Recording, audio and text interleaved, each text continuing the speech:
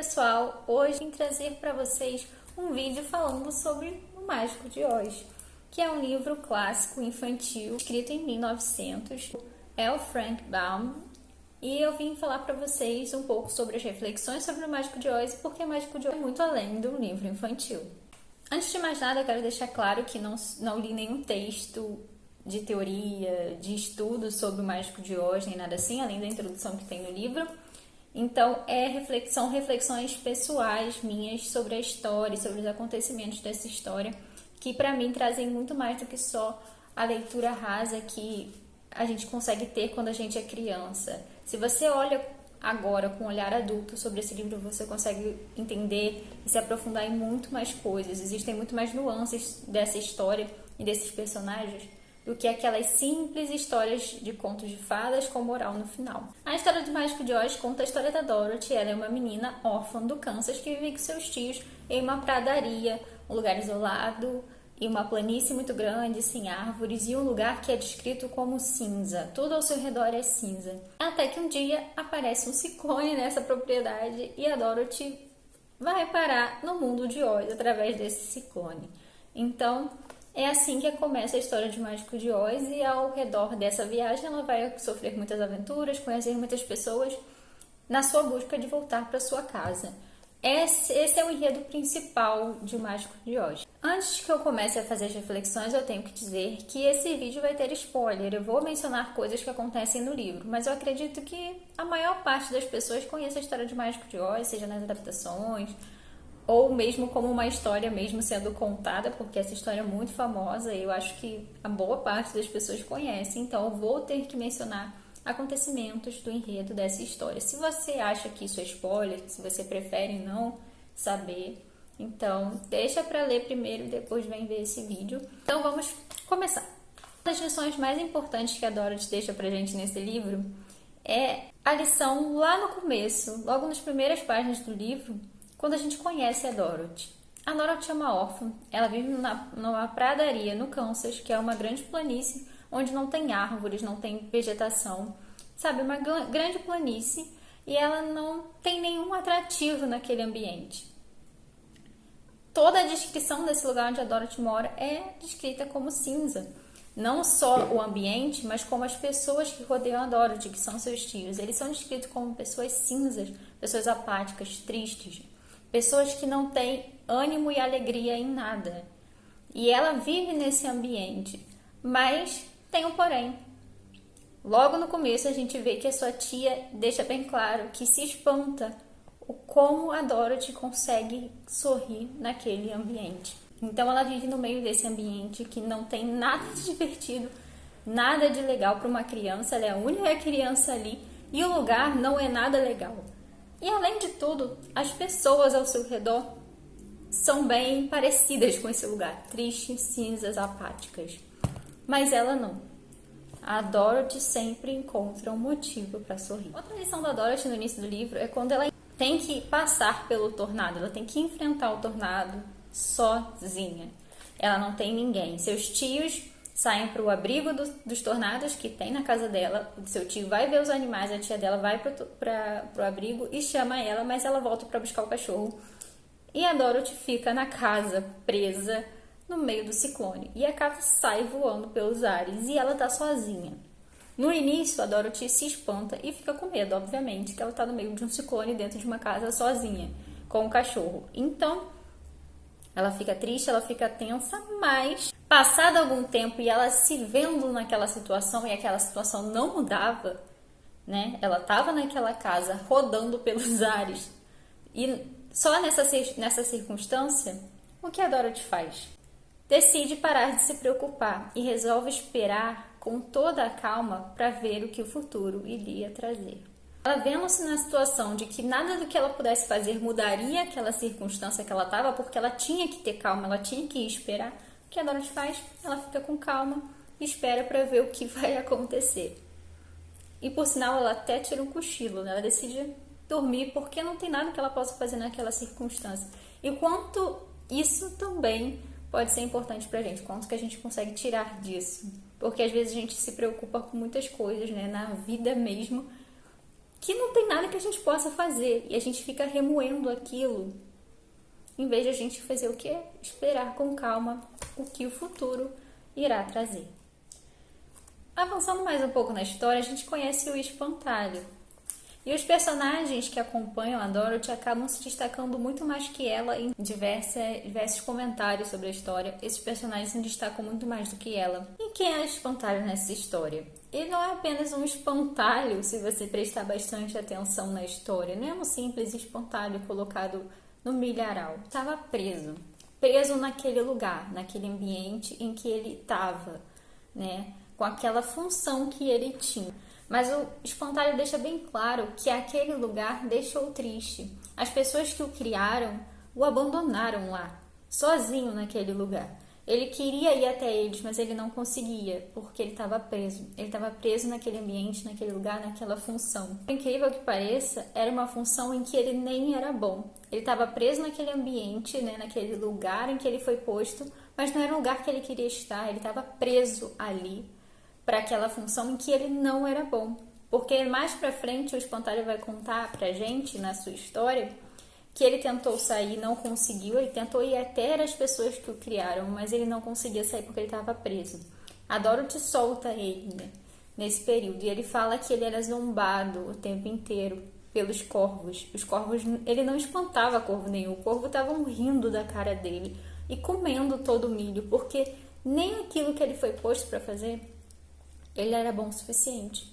Mas uma palavra do corvo ficou com ele, que o corvo fala para ele que a única coisa que importa realmente é um cérebro, é ser inteligente.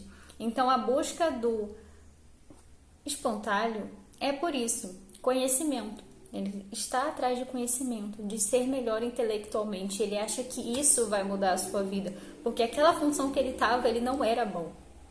Ele estava preso em um lugar que ele não era bom naquilo. Ele foi posto por alguém naquele lugar. E ele decide buscar por mais. Quando ele conhece a Dorothy, ela consegue tirar ele daquele lugar ali em que ele foi posto. E ele decide ir em busca de algo mais. Ele decide que vai buscar ser mais inteligente. E às vezes isso acontece, não é mesmo? Você é posto num lugar, preso nas amarras de ideias de outras pessoas para a sua vida, mas na verdade não é aquilo que você quer, não é aquela vida que te agrada e não é aquela função que você quer ter. Você quer mais, mas às vezes você está preso lá naquela função que alguém te colocou. Outra figura muito importante que a Dorothy conhece nesse caminho é o lenhador de lata. Nas adaptações, nós conhecemos ele como Homem de Lata, mas no livro original ele é conhecido como Lenhador de Lata. Essa é a função dele. Ele era um lenhador. E a história dele é a mais triste de todas. O lenhador, ele era uma pessoa comum, que tinha seu ofício, que era ser um lenhador, que foi passado da sua família, essa função, e ele trabalhava naquilo. E ele era uma pessoa muito trabalhadora. O lenhador se apaixona. E ele decide que ele quer se casar. E então ele começa a trabalhar arduamente por isso. Mas a avó da sua noiva não queria esse casamento. Então ela pede para a bruxa má impedir de alguma forma. Então o lenhador, devido ao egoísmo, né, dessas outras pessoas, né, acaba perdendo partes dele. Por conta dessa magia e tudo mais, né? No caso da história, né? Na parte mágica, ele vai perdendo parte por parte do seu corpo durante todo esse período em que ele trabalha. Ele perde uma parte, ele restaura essa parte com metal e volta a trabalhar. E isso foi acontecendo com a terra, ele ficar todo de metal, ele perder tudo, até o machado cortar ao meio e ele perder o coração. E ele sente a necessidade, né, de que ele precisa de um coração, porque ele precisa amar de novo. Ele acha que isso vai tornar ele feliz, que isso vai mudar a vida dele. Ele poder ter um coração, poder amar alguém de novo. Ele acha que isso vai torná-lo feliz, ter um coração, poder amar de novo vai torná-lo feliz. Ele perdeu a capacidade de amar, porque ele foi perdendo tantas partes deles até ele se tornar frio e metálico e vazio de tantas partes que ele perdeu dele por causa do egoísmo das outras pessoas. E ele perdeu o coração e ele acha que amar de novo vai ajudar ele a ser feliz. Então ele vai em busca disso. Quando ele conhece a Dorothy, ele está abandonado, já tem há 1 ano, enferrujado, paralisado, já tem 1 ano. E ele fala que ele fazia barulho, gemia, mas não tinha ninguém que ouvia ele naquela situação.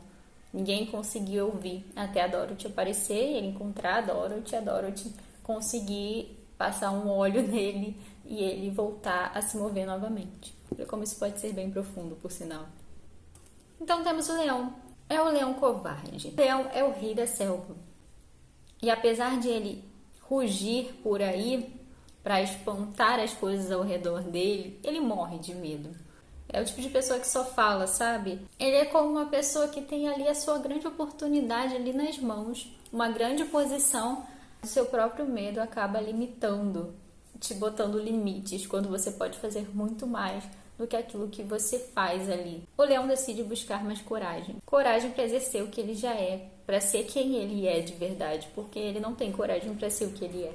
E vamos à Bruxa Má do Oeste, que é o personagem mais icônico de O Mágico de Oz, apesar de o nome ser O Mágico de Oz, a personagem principal ali que todo mundo sempre lembra é aquela bruxa verde, que é a Bruxa Má do Oeste. Deixo uma curiosidade para vocês, a Bruxa Má do Oeste não é verde no livro, tá? Ela ficou verde durante as adaptações que foram feitas que colocaram a personagem como verde, mas no livro ela não é verde. E por sinal ela tem um olho só, e ela é uma velhinha. As bruxas são mais velhinhas no livro do que aparentam nas adaptações, botam umas mulheres mais jovens e tudo mais. Ela é uma mulher com mania de controle. Ela gosta de dominar, ela gosta de ter controle de tudo que é ao redor dela, tanto que quando a Dorothy passa em parte do seu território, né, que é o território que ela controlou, que ela dominou aquele povo e começou a controlar, né, que é o Oeste. Logo que eles passam, ela decide que tem que eliminar eles, porque ela não gosta que nada fuja ao controle dela. Tanto que ela vigia todo o ambiente e adora tirar vantagem dos outros. Ela adora tirar vantagem, ela gosta de ter todo o mínimo de vantagem que ela puder. Ela gosta tanto de viver na sua solidão ali, tão atolada naquela maldade, naquela ideia de controle que ela tem, acaba se dissolvendo na sua própria maldade e solidão. Mais pra frente a gente chega na Cidade dos Esmeraldas, a gente encontra um lugar que não é bem o que a gente espera. Conhecemos Oz e descobrimos que ele não é bem aquilo que a gente achava. Não só pra gente que tá lendo o livro, como também pros personagens. Eles se espantam quando eles descobrem a verdade. O povo das Cidade das Esmeraldas ficou tanto tempo preso numa farsa que aquilo se tornou a sua verdade. Eles são obrigados a ver a vida através dos óculos de uma farsa durante tanto tempo, que para eles não existe outra opção, entendeu? Para eles aquilo é verdade. Eles são obrigados a usar aquele óculos. E para eles isso é normal. Isso virou comum. Eles são manipulados o tempo todo, vivendo uma farsa há tanto tempo. Quando a gente chega em Oz, os personagens vão em busca, né, do que eles queriam tanto, que só o Oz poderia dar. Nós que estamos lendo o livro, vemos que eles já demonstravam isso o tempo todo, durante toda a viagem, por eles terem um objetivo, né, um grande objetivo que fez eles saírem daquela zona de conforto e aquele lugar em que eles estavam presos, para ir atrás de algo mais. Moveram tanto eles que eles foram obrigados a agir daquela forma, eles foram obrigados a encontrar dentro deles o que eles buscavam. Mas para os personagens não foi tão simples assim. Eles preferiram uma solução mágica e uma mentira do que enfrentar a verdade, que eles sempre tiveram que buscaram. Não a Dorothy. A Dorothy precisava de mais do que aquilo. Ela não aturaria uma mentira. Então, o mágico teve que ir além com ela e tentar realmente fazer alguma coisa útil.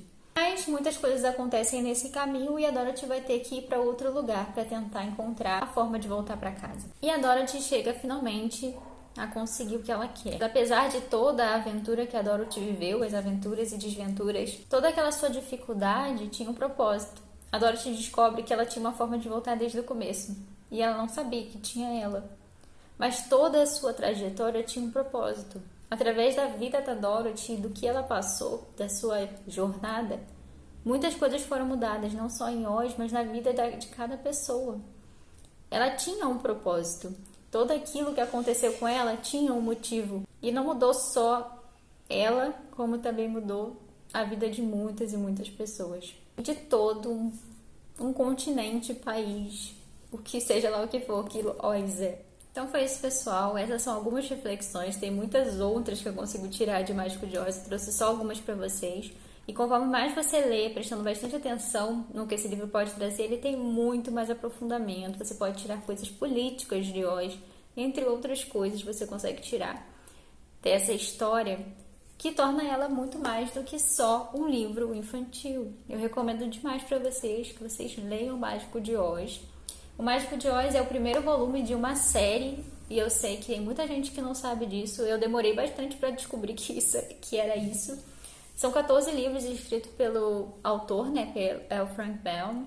Ele tem uma série de 14 livros, mas existem muitos mais livros de Oz, porque outras pessoas continuaram a escrever a história de Oz. Eu acho que aqui no Brasil a única editora que publicou os 14 volumes do autor, né, foi a Príncipes, que lançou recentemente os últimos livros, e agora ela dividiu os livros em 2 boxes de 7 livros.